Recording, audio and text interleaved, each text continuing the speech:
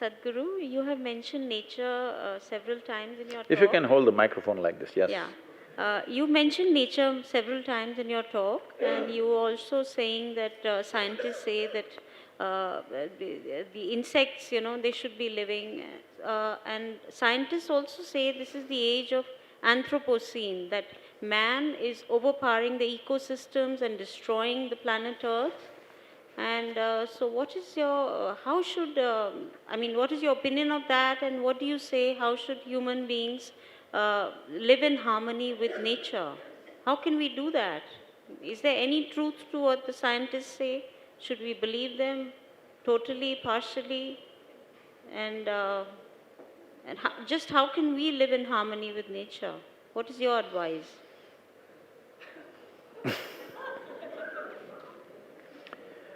Uh, I happen to be in an international ecological conference. Then I told them the only way that you can make a difference, you driving a Tesla is not going to change the world. Some satisfaction for you, but it's not going to change the world. This is a band-aid for cancer. If you really want to make a difference, the only thing is you have to reduce the human footprint on the planet. Then they asked me, how do you reduce the human footprint? I said, you have to reduce the number of feet. There is no other way. Right now, we have disproportionately grown in our population to the rest of the life on this planet. We are trying to adjust to that. All that'll happen is, you're talking about curtailing human aspirations. It will never work, believe me. When I'm particularly in California region, I find these days anybody who's reasonably well-to-do must have a Tesla, because that's a statement. When you go to the office, you go in your Tesla, otherwise you're considered crass. But they have a 6-liter, 12-cylinder pickup truck or a SUV parked at home. They have a 12-cylinder Ferrari parked at home, which is well hidden. But when they go to the office, they will go in their Tesla. I'm saying you cannot contain human aspirations, but you can easily control human population. If you control human population, people can live whichever way they want and it'll not be a problem. You have made human populations explode simply because we took death into our hands to some extent. When we take death into our hands, should we not take life into our hands or birth into our hands? In 1947, the average life expectancy of an Indian was 28 years. Today it's around 64, 65, which is wonderful. The change has happened in the last 70 years. So when we are living longer, is it not important that we produce our children much later? Hello? I know today many families where 5 generations are alive at the same time. It's not good. I am not saying old people should die.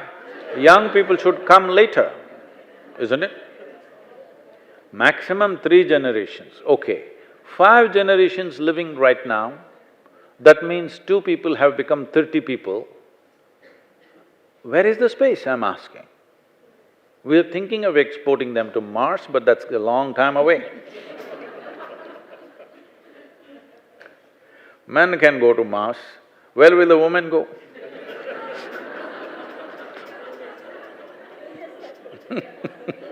It's not hospitable.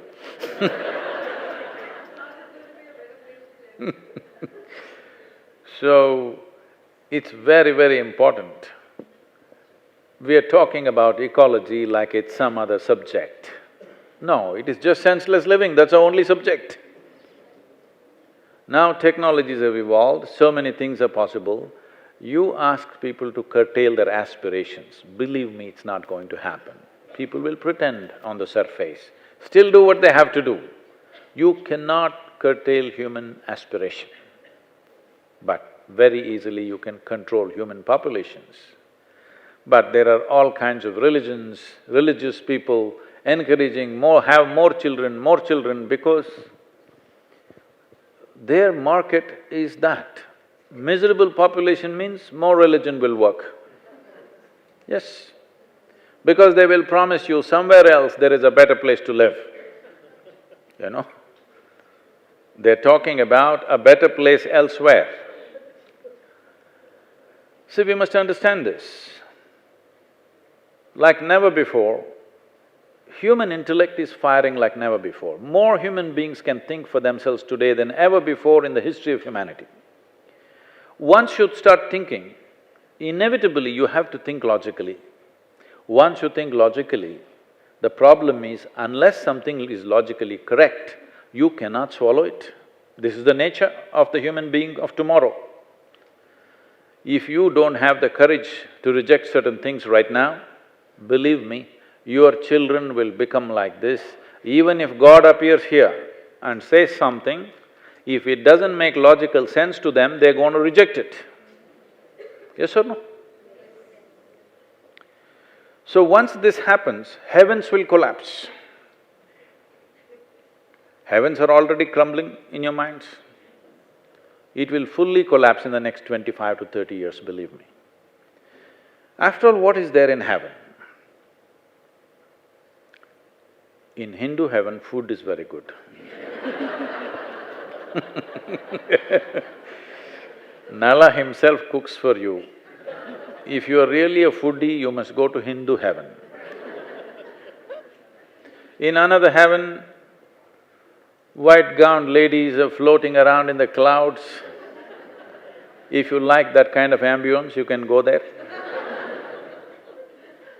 In another heaven, you will encounter virgin problems.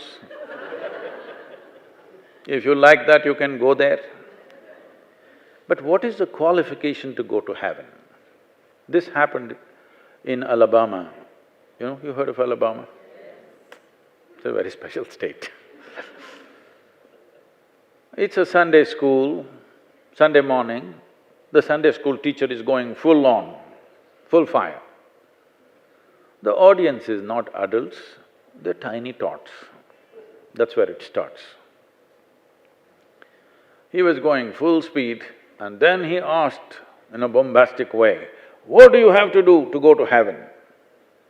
Little Mary stood up and said, "If I scrub the church floor every Sunday morning, I will go to heaven." Absolutely. Another little girl stood up and said, "If I share 50% of my pocket money with my less privileged friend, I will go to heaven." Correct. Another little boy stood up and said, "If I help those who are in need, I will go to heaven." Correct. Little Tommy in the back bench stood up and said, "You gotta die first."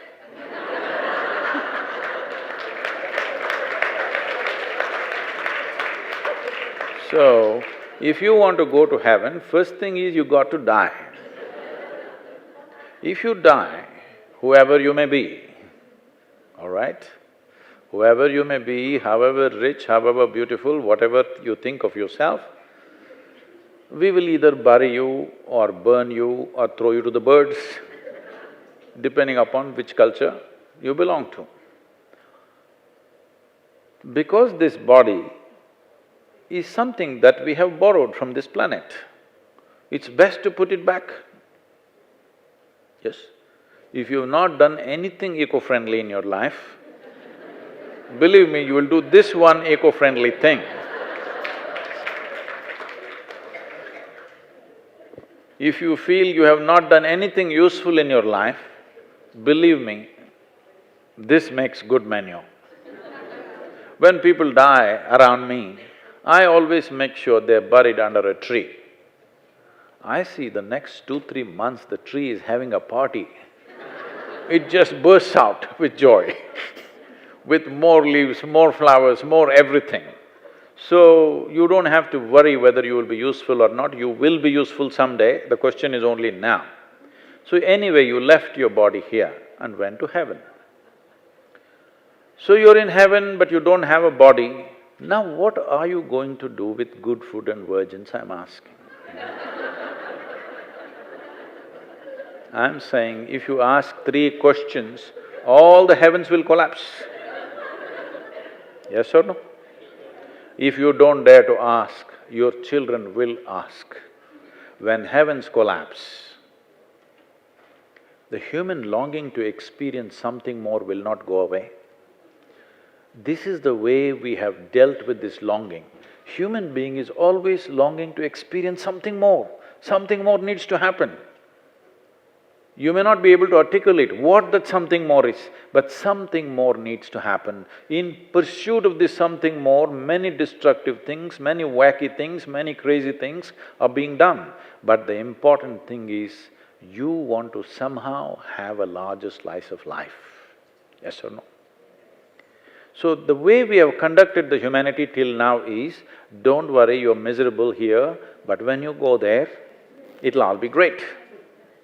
But if heavens collapse, what will human beings do? The longing to experience something more is still there. They will do crazier and crazier things. One thing that will happen is, we will move towards chemical solutions in a big way. I'm sure people in Delhi, you know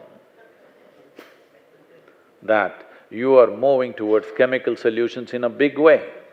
I was in New York City with a very large group of people, and I asked them, what percentage of people in New York City do you believe can sit in the evening peacefully without even a glass of wine? I'm considering wine as the smallest dose. Many people need many more things, but without a glass of wine, you can sit peacefully by yourself. How many? They have went into a debate and they came back and said, 5%. I was in London with a very prominent group of people. I asked them a similar question, what percentage of people in London could sit peacefully without even a glass of wine? They said, well below 1%.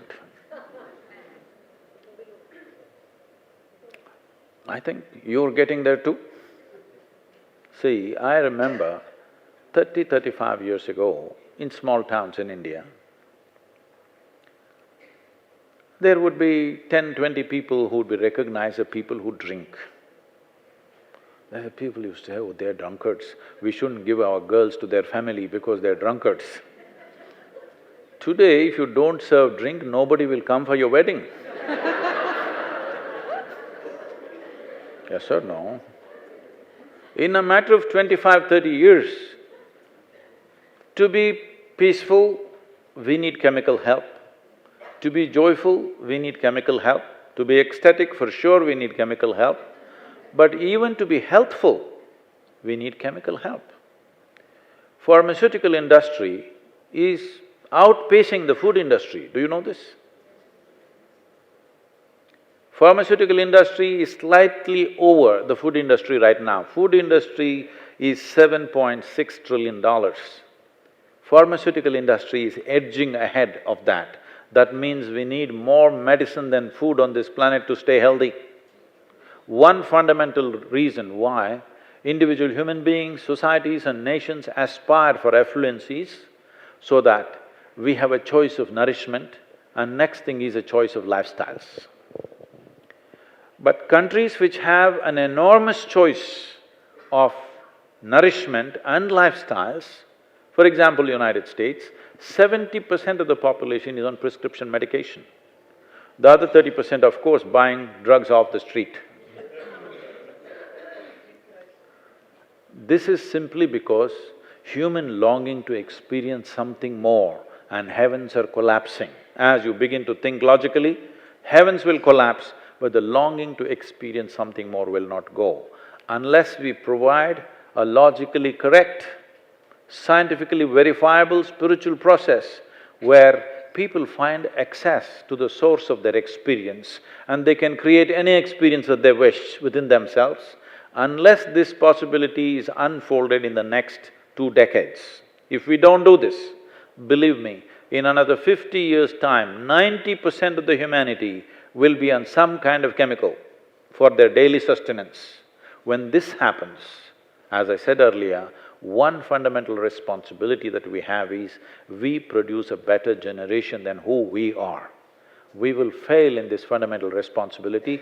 If all of us are on chemicals, the generation that we produce next will be much less than us. If we want to avoid this is what we need to do. A logically correct, scientifically verifiable spiritual process need to become an express need in the society, in every society. This is what needs to happen, and if we are really concerned about our children living well, just nurturing only our children well is not going to help. We need to create a society which is healthy, isn't it? You can't just make your children well and not be bothered about the rest unless we create an ecosystem of well-being. If there is no ecosystem of well-being, our children living well in future is just an empty dream. Let's make this happen. Thank you.